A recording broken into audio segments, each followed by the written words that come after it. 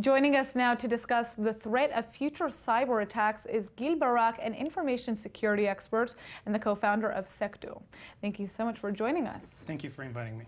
All right, so there is nothing more frightening than the idea of somebody hacking your computer and accessing your personal information online and then using that against you. And this type of damage is even greater when you're dealing with large companies and public entities, clearly. So let's start by having you explain what happened with this latest attack that we just spoke about. Right. So basically, this attack is very similar to the same attack that has been happening for the past 3 years.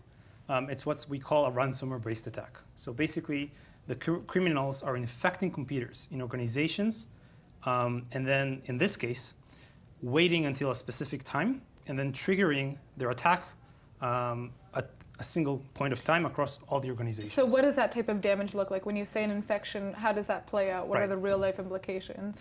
So the initial infection just gives the criminals control. In this specific case, they install a ransomware attack, which encrypts all the files of the companies, making them inaccessible. Wow. So technically speaking, what happens is those organizations are unable to access their data, and essentially everything is gone. Unless, of course, they pay a ransom. At least that's what the criminals are asking for. So in this case, what just happened is a matter of criminals who want money, and they're, I guess, shutting down systems and public entities and large companies to get that money. Yes. Okay. So the question is, how did this attack manage to spread across the world and affect so many different countries? So as I mentioned, this attack is the same as been happening for the past 3 years. The only difference is this time they're using a new weapon.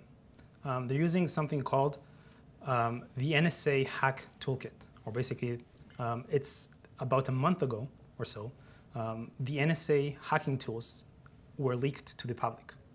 And they're using those capabilities to spread across the world. And those capabilities let them essentially infect any computer they want with a single click. Wow. Okay.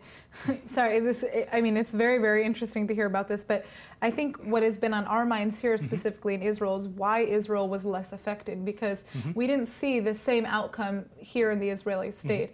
And some say that's because many of the businesses in Israel were closed on Saturday over the weekend. But is there more to that? Is there more behind why Israel wasn't affected? So I think it's two reasons. One, again, luck. Luck is always good to have. And Friday, most businesses were closed. The way the attack happens is companies receive an email. It's usually called a spear phishing attack. It's an email that appears to be legitimate. It can be from Microsoft, from a friend of yours, and it has a link that you can press. And if you press it, you get infected. Now, well, yeah, so if nobody's functioning in the office, obviously they're not going to open that email. Exactly. So that's one of them. And the other is when we investigated this attack specifically, it seemed to target European countries first. You can even see it supports languages in many countries, but not Hebrew, at least not just yet. So it's really a question of time. This is very interesting. Now, my question for you is, in the case that Israel were to be affected by this type of cyber attack, what are the consequences? And are the infrastructure bodies in Israel capable of handling and dealing with this type of attack? So I think that the main risk to Israel, first of all, is not actually the ransomware, as it seems to appear in the media, but really a much bigger threat. So this new NSA tool gives the criminals access to all the computers. So if you have mobile operators or electrical companies or gas companies, they can use this capability to do whatever they want. So they can derail trains. They can disrupt the electricity. They can essentially do anything you can imagine. Healthcare, even worse. They might even take blood types and change them in actual accounts.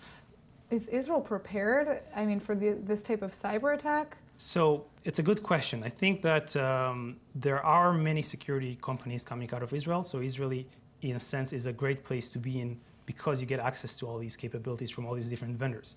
But what I would recommend to most of the companies is to actually be preemptive. So rather than wait for them to get attacked, they should react. And they should use capabilities to adapt, to learn and see how the attack actually happened, and then protect themselves before they get attacked. And a lot of that software is coming out of Israel itself, these kind of preemptive ways in which you can protect your company, no? Correct. So, maybe you could talk to us a little bit about what your company does. Have you created a software that helps deal with this? Right, yes. So our solution is basically what we call preemptive incident response. Essentially, imagine like in the world of healthcare, let's say these attacks are basically like infections, like real-life biological infections. And no one company can, promise you one vaccine that blocks all types of infections beforehand. But when an infection spreads, you can react and respond as fast as possible, within minutes. And that's basically what our solution does. It gives the customers the ability to respond, and in just a few minutes, in this case, for example, a month ago, before the attack actually spread, to prepare and protect. And in fact, many of our customers have done that.